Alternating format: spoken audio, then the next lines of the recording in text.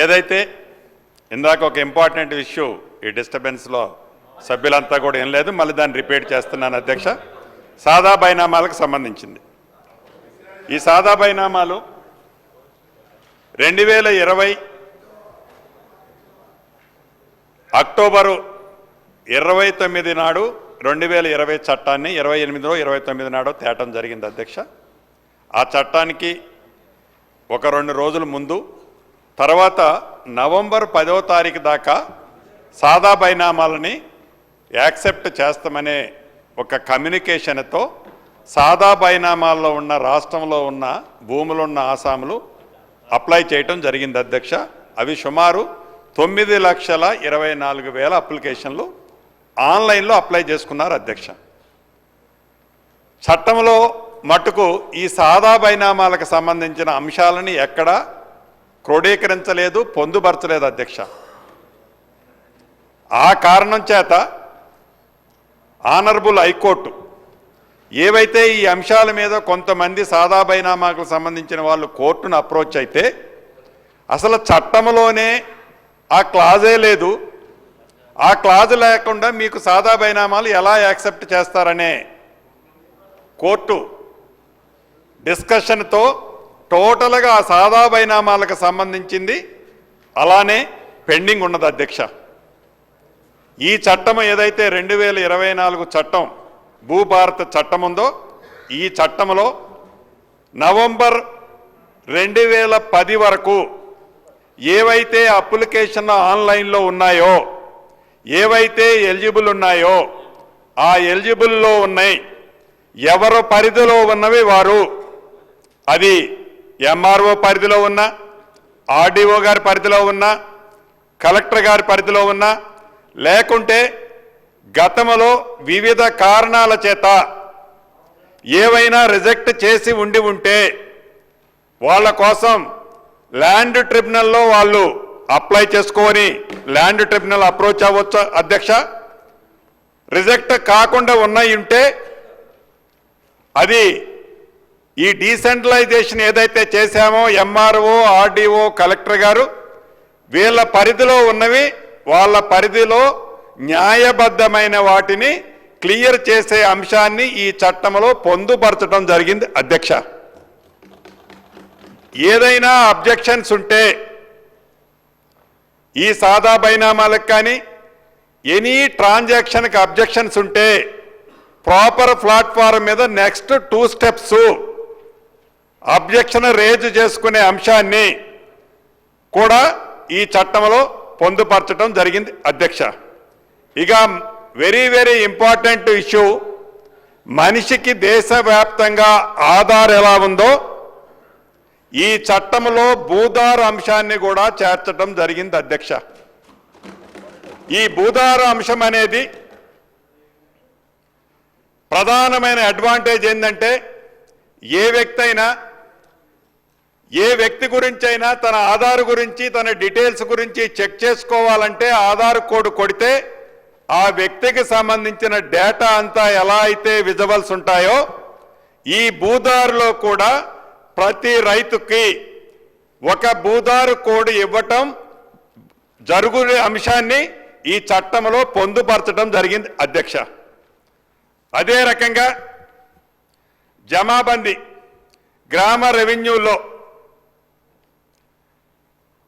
ఈ 2020 చట్టానికంటే ముందు ప్రతి రెవెన్యూ విలేజ్లో జమాబందీ జరుగుతుండేది అధ్యక్ష. ప్రతి సంవత్సరం ఆ గ్రామంలో ఆ సంవత్సరము మొత్తం జరిగిన ట్రాన్సాక్షన్స్ అది ఒకరిదొకరికి అమ్ముకున్నా కానీ ఒకరికి గిఫ్ట్ ఇచ్చుకున్నా కానీ ట్రాన్స్ఫర్ వివిధ కారణాల చేత చేసుకున్నా కానీ అది గ్రామంలోనే కూర్చొని ఆ రెవెన్యూ గ్రామంలో దానికి సంబంధించిన విషయాలన్నీ ఆ సంవత్సరానికి సంబంధించినవన్నీ ఆ జమాబందీలో పొందుబాటు చేసి క్లియర్ చేసుకోవటం జరిగింది అధ్యక్ష.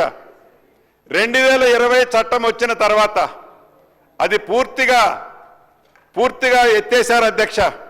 ఎత్తేయటమే కాదు అధ్యక్ష, రాష్ట్రంలో 10,956 రెవెన్యూ గ్రామాలు ఉన్నాయి అధ్యక్ష. ఈ 10,956 రెవెన్యూ గ్రామాలలో అంతకుముందు ఒక రెవెన్యూ వ్యవస్థ ఉండేవాళ్ళు అధ్యక్ష, ఒక మనిషి ఉండేవాడు. అది విఆర్ఓ కావచ్చు, విఆర్ఏ కావచ్చు.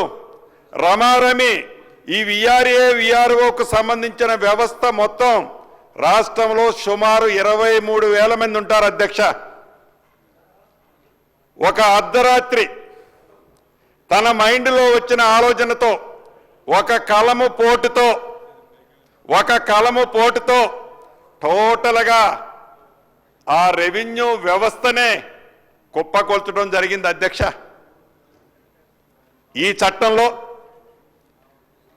జమాబందీ కార్యక్రమాన్ని చేయాలన్నా, గ్రామీణ ప్రాంతంలో ప్రభుత్వ భూములు పరిరక్షించాలనుకున్నా, గ్రామంలో ప్రైవేటు భూములకు కూడా రెవెన్యూ సైడ్ నుంచి ఒక వ్యక్తి అనేది అవసరం. కాబట్టి ప్రతి రెవెన్యూ విలేజ్కి ఒక రెవెన్యూకు సంబంధించిన వ్యక్తిని కూడా నియమించి ప్రతి సంవత్సరం జమాబందీ కార్యక్రమాన్ని కూడా చేపట్టే అంశాన్ని ఈ చట్టంలో పొందుపరచబడింది అధ్యక్ష. అదేవిధంగా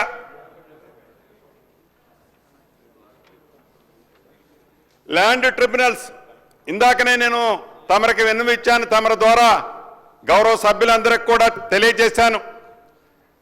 గతంలో ఏ సమస్య వచ్చినా, ఏ తప్పు జరిగినా, ఒక రైతు మీద ఎంఆర్ఓకి కోపం వచ్చినా, ఒక రైతు మీద ఆర్డీఓ గారికి కోపం వచ్చినా, ఒక రైతు మీద కలెక్టర్ గారికి కోపం వచ్చినా, ఒక రైతు మీద ఆడుండే అధికార పార్టీ నాయకులకి కోపం వచ్చినా ఆ రైతుకు సంబంధించిన భూమి ఆ రికార్డులో కనపడేది కాదు అధ్యక్ష.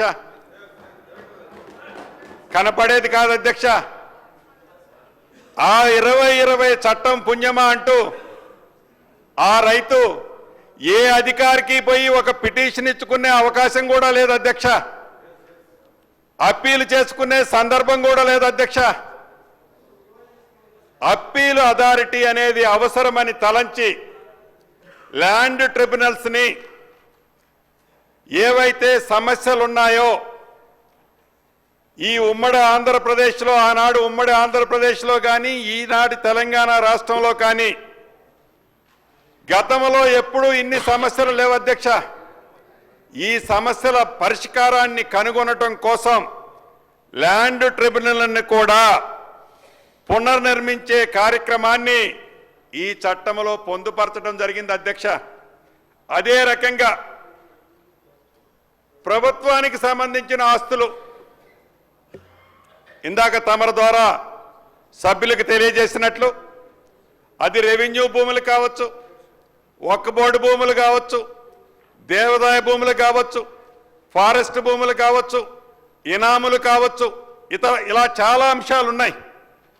ఈ అంశాలకు సంబంధించిన ఆస్తులు ప్రైవేటు వ్యక్తులు ఉద్దేశపూర్వకంగా కానీ దాన్ని ఆక్రమించే కార్యక్రమాన్ని కానీ చేపట్టినప్పుడు ఎవరు ఇది